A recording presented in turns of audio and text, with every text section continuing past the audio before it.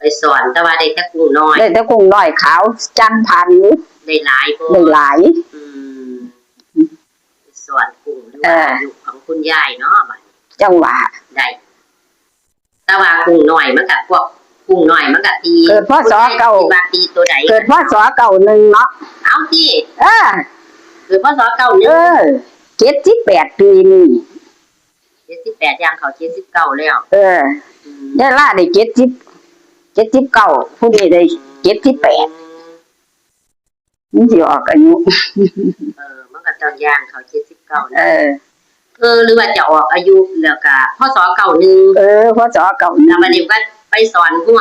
ไปสอนกุ้งได้นะได้กุ้งน้อยยายดีตัวไหนจักแล้วจักแล้วจังได๋ก็ถือว่าเก่าแม่นบ่กุ้งก็เก่าอยู่อั